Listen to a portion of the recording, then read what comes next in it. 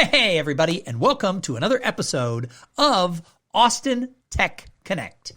This is the official podcast of the Austin Technology Council. My name is Thom Singer, and I cannot even believe this, but it's almost 3 years that I've been with ATC, and we've been working to sort of reinvent it and look for what we're going to do the next decade as the Austin Technology Council. And we've been doing a lot of interesting things. We've had some really successful events over the last couple of years, and probably the thing I'm the most proud of is we just had recently, before recording this about a week ago, the second year of the Austin Tech Hall of Fame. And this is something that ATC tried to start back around 2013, and it never really went anywhere. They put someone in it, and then it kind of died out. And I discovered it, restarted it, and took it in a different way. What we're going to do is there's so many people who have really contributed to helping the tech scene grow. And that's not just people who founded companies and had big exits, but lots of people, the investors, the service providers, people who just cover tech and help, advance it. And so what we did is we decided every year we're going to induct 8 legacy/foundational inductees. Then we'll do an inductee for that year. And then we also came up with the idea of a first-time founder award. So what this event is all about is we celebrate the past, we're present in the now, and we look to the future. And on today's podcast, and we're going to have several more of these coming up in the next few weeks, but on today's podcast, we have one of the inductees from this year's Austin Tech Hall of Fame, and that is Ellen Wood. And Ellen is the co-founder and the CEO of vcfo. Hey, Ellen, welcome to the show. Thank you, Tom. It's great to be here. And it's an honor, literally humbling, to be one of the inductees this year. Oh, no, it was well-deserved because you and vcfo have done so much for so many here in the community for a long time. And so we'll just sort of start with that. Let's start with what is vcfo all about? I mean, people have heard the name if they've been around Austin the last 25 years, but what is vcfo? Well, vcfo is a professional services firm. Our original name was Virtual CFO. When we realized that we were being essentially Kleenexed with the name, we rebranded to vcfo probably a little more than 15 years ago. So we have a team of fractional CFOs and HR professionals, very senior HR professionals, and advisory individuals. And we work for multiple companies on a fractional basis, delivering a slice of expertise at a price point that they can afford. So what I think is interesting is, and I was around back in the days when you started it, is Virtual CFO, you were one of the first in the country really doing fractional work. Nowadays, there's fractional everything. You have a fractional CMO, a fractional CFO, a fractional GC, et cetera. It's become commonplace, but really it wasn't that common. And as you said, Virtual CFO was the original name of the company. And that sort of became the ubiquitous term that everybody everywhere now uses if they're doing fractional CFO work. So what was it like to start when fractional wasn't really a thing? Well, you're right. We refer to ourselves as the pioneer because we were. I'm not aware of anyone else who was doing it as a firm. Tatum CFO, some people will know them. They were actually started about a year before we did. Their model was different, though, in that it was more of a one CFO, one company, and they would put those folks on the payroll of the company. Very different than what we did, which is, I feel it's extremely important to have employees that have loyalty to our company and work together as a team so that we can drop in and deliver that expertise day one. There's no training for our folks when they come on board. But I will tell you a funny story about my own team at the time, because one of them came to me, one of my senior folks, and he goes, this is never going to catch on. The idea of a fractional work, because so many people at that time were unfamiliar with it, afraid of it. Anyway, it's an idea a little ahead of its time, but I think it's refreshing to see how much competition there is. How's that to say? That's good. There's a lot of competition now, but I love the fact that somebody said, this is never going to catch on. This is never going to work. Yeah. Between this podcast and my own show that I did for a long time, it's on a little bit of a hiatus now, but I've interviewed 1,000+ entrepreneurs, and I can't tell you how many people, when I say, tell me about the early days, they're like, yeah, everybody told me it wouldn't work. This wouldn't catch on. And so that's just sort of a reminder to sort of those real entrepreneurs out there that sometimes, not everybody's going to go, yay, look at what you're doing. But if you believe in it, you've just got to push forward. Do you agree? I totally agree. Personally, I check a couple of the boxes you mentioned. I'm definitely an entrepreneur through and through. And I think that is one of the reasons I'm so attracted to working with so many entrepreneurs and helping them achieve that vision. I have not had the successful exit yet. I don't check that box yet, but I've had the pleasure of walking side by side a lot of folks that have. So I want to go backwards a little bit to before VCFO, and that is, let's talk a little bit about your career. Where did you get started? What did you do in the early days before you took that leap? And we'll find out sort of how you took the leap as well. But what was like after college? Who was Ellen and what were you doing? Well, I have to back up a little bit to tell you the whole story because I actually met my husband in high school. And when Wow. you meet in high school and you get married in college, you really don't have discussions about important things like where are we going to live and how many children are we going to have, things like that. They're kind of big deals. And I would have realized that there was nowhere but Austin for him. So that was sort of set in stone, so to speak, because I was pretty crazy about him, and decided that Austin would be just fine. So I made Austin my career decision, went through UT, came out with a love for real estate. I still have a love for real estate, worked in construction and loan origination during a very interesting time when the S&L crisis hit and crashed. And that was, as a little baby accountant, that was quite interesting to see. Moved from that into telecom and was working with a startup telecom company here, actually, as employee number 5. We diversified. We were in all 50 states, and then we went to Latin America, and then we sold the company. And it was when we sold the company that I, was the CFO at that time, but I was a very young CFO, and I definitely was a CFO who didn't know everything I should have known or could have known. And I looked around for help, and I really had trouble finding people that I could talk to about how to go through a transaction. And that was a lot of the genesis for my interest in putting something together that would provide a level of expertise for folks when they need it. So how did then VCFO come to be? You exited from this telecom company. Was that the next thing that you did? I did. It was actually pretty funny. They offered me the opportunity to move to the parent company and be the CFO, which was a terrible idea because I'm not, that would not have been a good role for me and I would not have been the right fit for that. But I was much more interested. And of course, remember, I had the geographic limitations of staying in Austin. So, Yeah, that. Yeah. That. So really, I had the opportunity to think about it, 'cause we actually went through 2 transactions. One failed, and then we started another one sequentially. So I had a lot of time to think about it, and I felt like I could really build something in this space. And I was talking with my good friend Diana Holford at the time with JLL, who was, I don't think she was with JLL then, but anyway, it would have been Starbuck back then. Yeah. Anyway, also a great entrepreneur. She was helping us get out of 40,000 feet in One American Center, which actually was a very big building at that time. And she was also helping another friend of hers with the same situation, and that was Tommy Davenport. And Tommy was my original partner, and Diana listened to both of us as she was working with us. She's like, "You guys need to meet." And so she introduced us, and we shook hands at Magnolia Cafe, and our partnership was born. So that's really how this came together. Now, how could I do it? I was actually doing the integration work for the company after it sold. So they were like my big anchor client. And Tommy had a couple of big anchor clients. And so we already had a little book of business as we came into this. Nice. And so as you sort of then started to grow it, who were some of your early clients? How did Virtual CFO, now VCFO, how did it really get its legs in the Austin, back then? I mean, in the 90s, that was the boom economy getting started. Yeah, 1996, 29 years. We'll be 30 next year. Wow. So, it's interesting you asked that because Sunday was Mother's Day, and one of my family members sent me a beautiful little rose bush. And it came from, I think it was 800 flowers.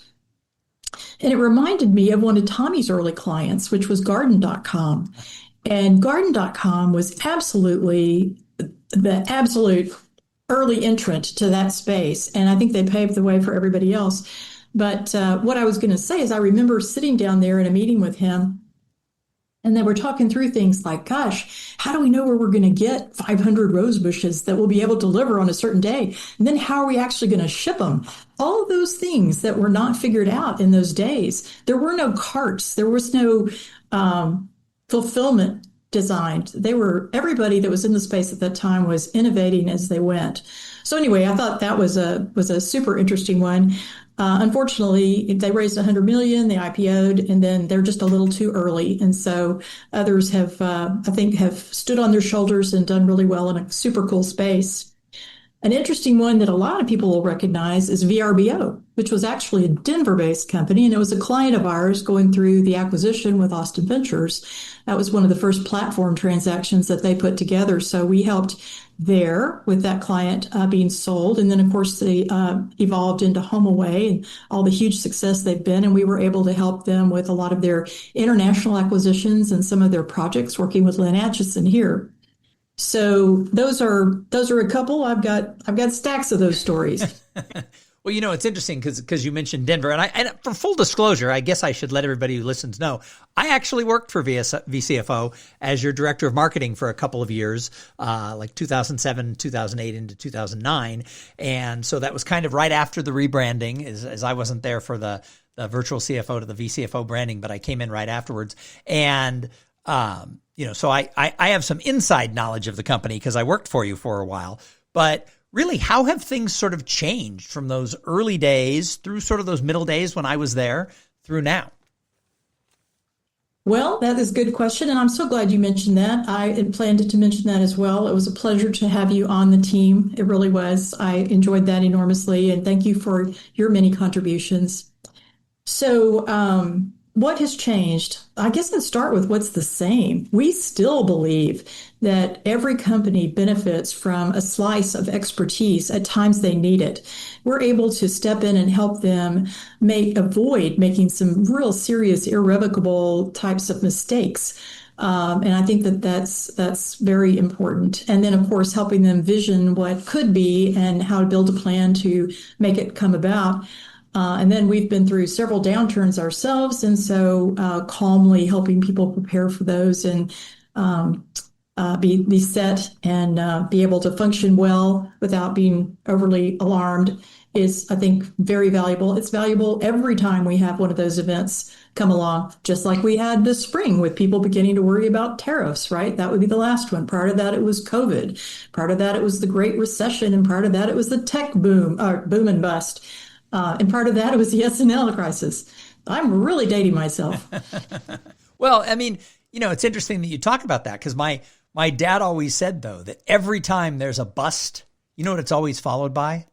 Another boom. Mm-hmm. And so there's always these cycles. I can remember my dad saying, back in the 90s when things were slow when I was out of college, he goes, yeah, but in a couple of years, it's going to be booming. And who would have predicted how much it would be booming by, 97 and beyond. So it is interesting the fact that you've seen so many cycles and you've done so in pivotal roles, both from being a CFO and then from being a consultant to so many of these companies who've had to weather sort of those ups and downs. You mentioned helping them be able to navigate some of those, those mistakes that so many companies make. And we see it all the time. Early stage companies make some big mistakes, especially in the finance area. What are some of the things you help them avoid? Well, I think the biggest mistake an early stage company can make is with their equity and what they do with it, and recognizing that it is the most valuable thing you have and you will never get more than you have right now. And so many times I saw founders think that their funding partners would come in and give them more equity as part of the transaction, and nothing could be further from the truth. So being very thoughtful about what you're going to need equity for over the first few years of the company in particular is just a critical message to get across, especially for a first-time founder, and help them through that. So I think that's one of the most important things. Another thing that becomes increasingly more important over the life of my career is helping them set the right culture for the company and making sure that from the very beginning they are hiring to that culture, that they are living that culture, and that's very important to everyone on their team because team alignment is important from the very beginning. So it's interesting because I was going to ask you about culture because I know personally that that's been very important to you. And I know you've, walked away from hiring some people because it wasn't really kind of in alignment, I guess would be the best way to say it. Where do entrepreneurs make a mistake when it comes to culture? Well, that's a great question. I think they probably allow exceptions to be made for reasons they think are more important than being true to the culture. They might have a great salesperson who is a terror amongst the team and really driving morale down. And yet they feel like they can't make a change there because that person is critical to the company.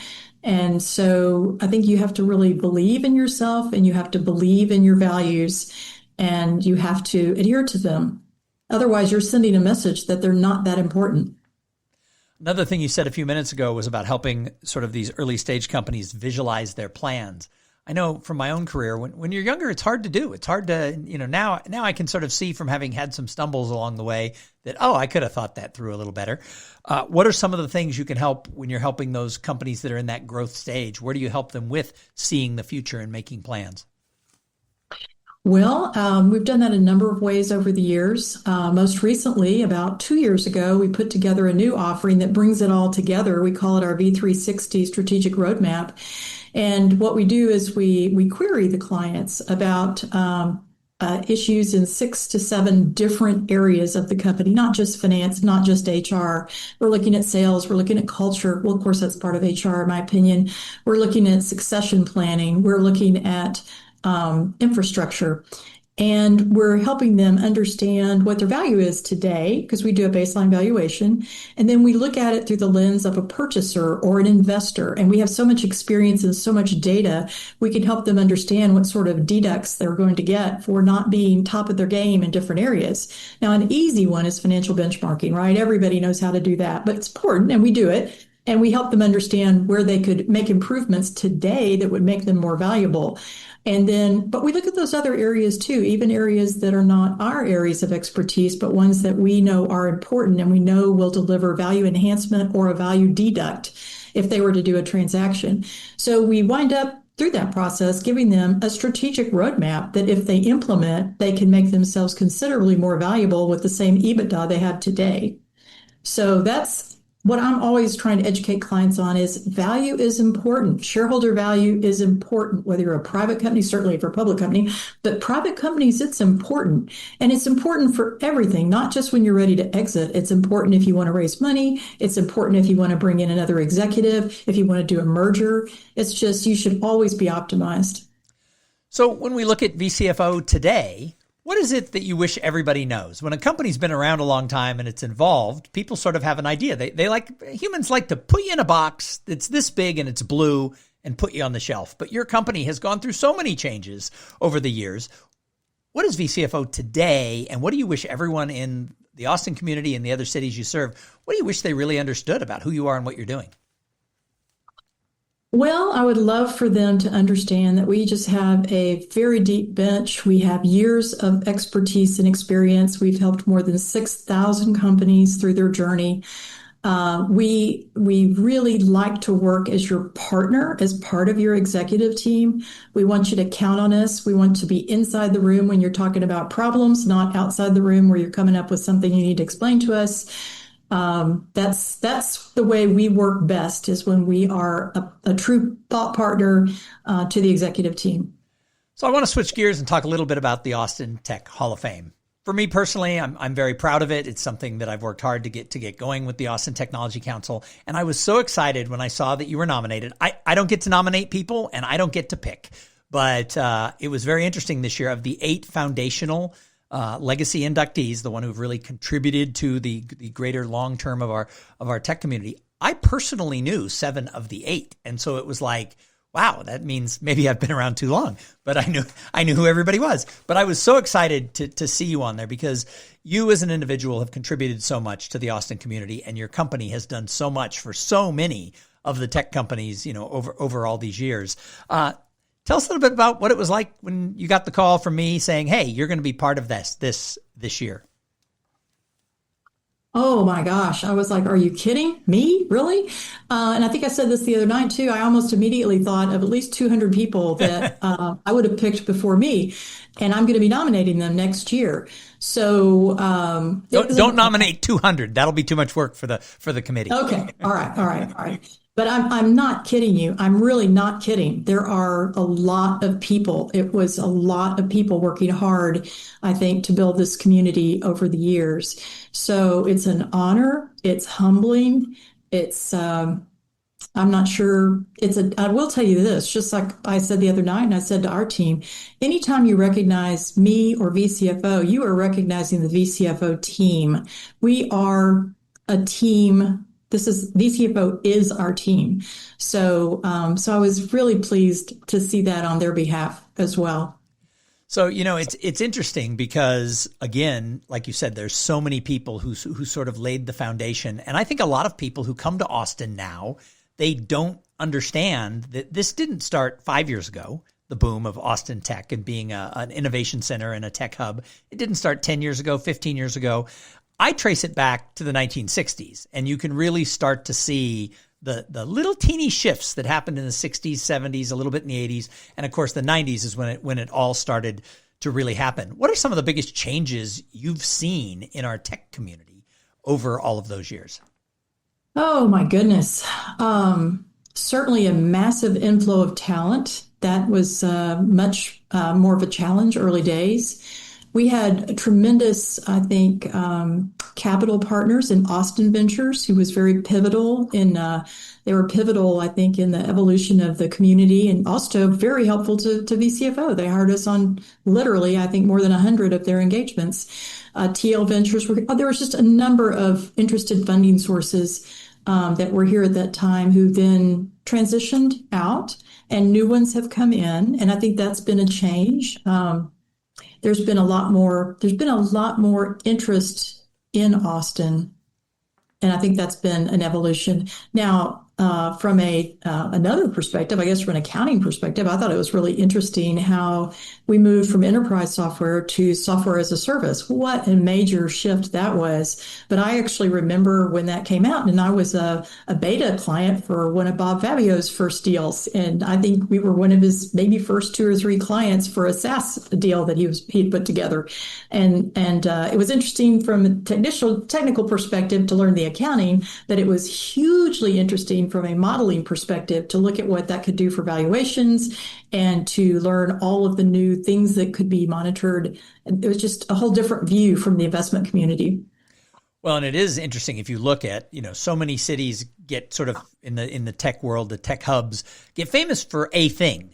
Austin has really had this evolution where we're now known for so many things. I mean, we were a semiconductor, company back in the city back in the 80s, and then we had the enterprise and the SaaS software, but now we have fintech and medtech. And one of the person who got the first time founder award has a definite deep tech, neurological type technology company. So Austin really has its AI, quantum computing, don't forget that, imaging, gaming. We're leading the way in so many different areas. So with Austin Tech now meaning so many different things, how does that impact our community?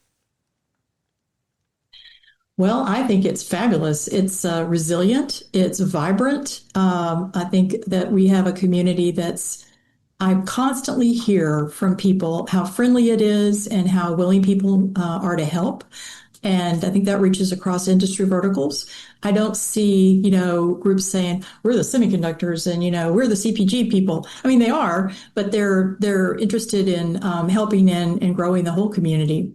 So I think it's very collaborative.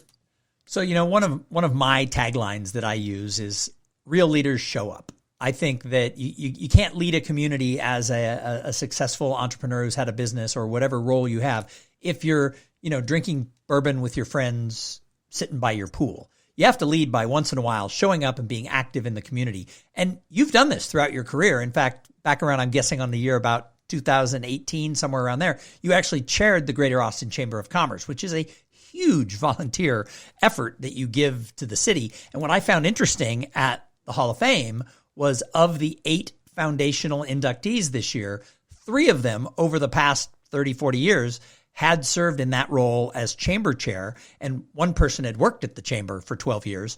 And so that giving to the community piece, I think, is part of leadership. When I was younger in my career, Pike Powers and Carol Thompson separately pulled me aside and said, you're starting to make a name for yourself. And when you do that, you have to figure out, how do I give back to the community? So they said, what boards are you serving on? How are you mentoring the next generation? And my joke is I was just dumb enough to believe them, and I started doing all those things.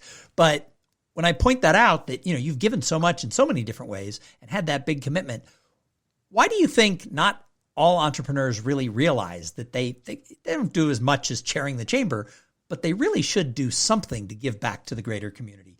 Why do you think some do and some don't? I wish I had the answer to that, Tom, because I think it is incredibly important. And we actually have a division here called vcfo Gives, and we organize what we consider our true charitable activities under that. Then we also have marketing spend, which a lot of people, that's what they call charitable. And that is really what charitable used to be when I came into business. It was, let's write a table for the ballet or something, let's sponsor something like that, and called it culture. That's not culture at all. So, in my opinion, I do think it's incredibly important. It's easier if you find something you're passionate about.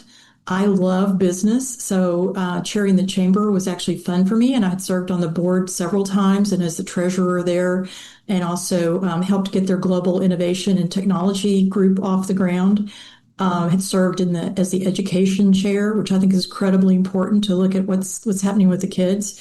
Other things I'm involved in and have been for years is the ARROW, Austin Area Research Organization, which started actually with Frank McBee back in the day when he saw a need for regional focus on big issues. Well, issues we're not going to solve tomorrow, but issues that we need to be, looking at and working on.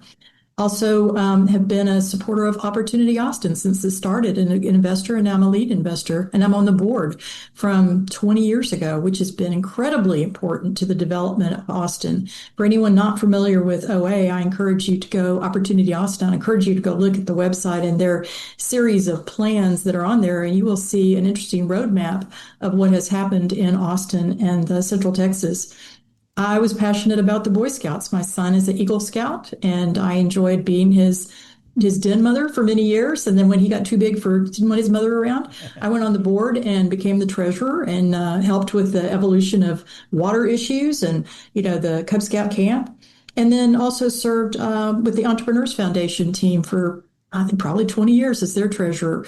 And that was an interesting group that was originally formed for the purpose of educating technology companies about how to be more involved in the community. And I think that was a great mission. And I think it's had a lot to do with what you see in Austin today. Well, like I said, my slogan is real leaders show up. And I learned that from people like you, because you've always had, in addition to growing a successful business, you've always had your belief that you had to give back. And like I said, I was just silly enough to believe all of you for that. But as we look to where Austin is now, we've gone through so many changes, and where we're going in the future. What do you think we're doing right? And where do you think we need to maybe beware and not screw up? That's interesting. I'm going to share what somebody shared with me yesterday, a mutual friend of ours, Eric Qualman, who some of you listening today probably are also familiar with. And he was talking about one of the questions he gets all the time, which is, where are we going to be in 5 years? And I think his answer is worthy to share here today. And that was, you need to think about human nature. Human nature isn't going to change. History says it's not going to change. And so you need to build your business with that in mind. And we don't necessarily know what the technology changes are going to be. Though we know there will be them. We know they will happen. But you have to build your business so that it is responsive to what human nature expects from your service delivery. So I think that's important. And then I'll also touch on something I've said numerous times, and I firmly believe we need to learn how to be more compassionate with one another, is maybe the best way I would put that. There's very strong opinions in the community, even more so now than 2 or 3 years ago, 5 years ago, 10 years ago. We need to learn to be respectful and come together for the good of the community, and not necessarily our personal advantage or our personal belief set. Because as I learned when I became a mother, there are 13 sides to every story, and we should listen to them. We should listen to them with an open mind. Nice. Well, I think that would be extremely helpful to us as a community and a nation. I agree. So, Ellen, any last words for the greater Austin community or beyond? Anybody who's listening to the podcast, anything you'd want to share with future entrepreneurs? Well, I would say go for it. Absolutely. I think you should, if you feel like you have that entrepreneurial, flame, you should nurture it. And And I think that I'm glad you're here. If you're in Austin, I hope you'll consider Austin. If you're thinking about where to relocate, we have a lot to offer here, and there's always room for good people. Nice. Well, this has been a delightful interview. Thank you so much for being a guest here on Austin Tech Connect.